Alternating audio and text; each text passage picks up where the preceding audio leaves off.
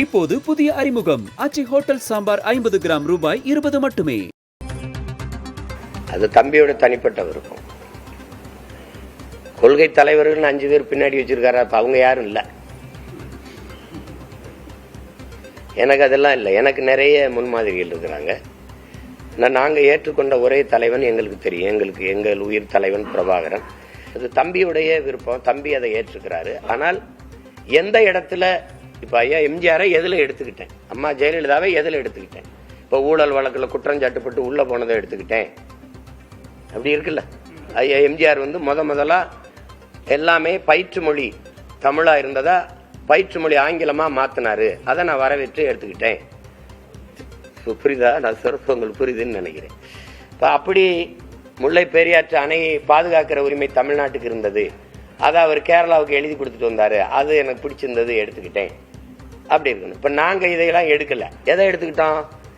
எங்களுக்கு தேச விடுதலைக்கு எங்கள் தலைவன் போராடும் போது தான் பெற்ற மகனை போல எங்கள் தலைவனை நேசித்து நின்று இருகரமும் கொடுத்த உதவி அந்த பேரன்புக்கும் அந்த பற்றுக்கும் நாங்கள் அவரை போற்றோம்.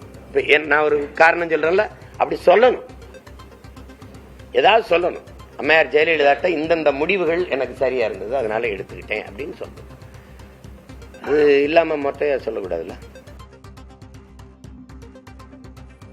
அது தம்பியோட தனிப்பட்ட விருப்பம்.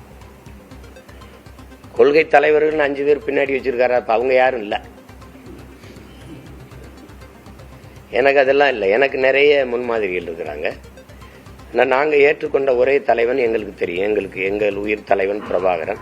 அது தம்பியுடைய விருப்பம். தம்பி அதை ஏற்றுக்கிறாரு. ஆனால் எந்த இடத்துல இப்போ ஐயா எம்ஜிஆரை எதில் எடுத்துக்கிட்டேன், அம்மா ஜெயலலிதாவை எதில் எடுத்துக்கிட்டேன், இப்போ ஊழல் வழக்கில் குற்றஞ்சாட்டுப்பட்டு உள்ளே போனதை எடுத்துக்கிட்டேன்.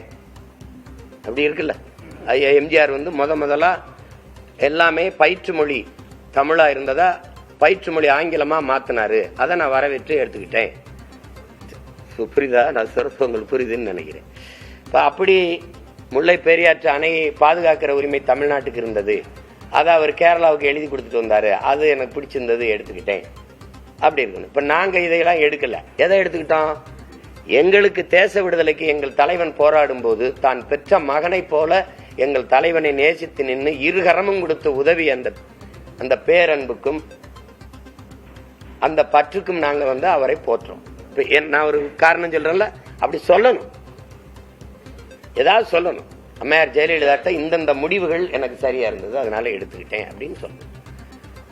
அது இல்லாம எம்ஜிஆர், ஜெயலலிதா, கருணாநிதி ஆகியோர் தனக்கு ரோல் மாடல் என விஜய் கூறியது தொடர்பான கேள்விக்கு சீமான் எதிர்வினையாற்றியிருக்கிறார். அவர் பேசிய காட்சிகளை பார்த்தோம். இப்போது புதிய அறிமுகம் ஆச்சி ஹோட்டல் சாம்பார் 50 கிராம் ரூபாய் 20 மட்டுமே.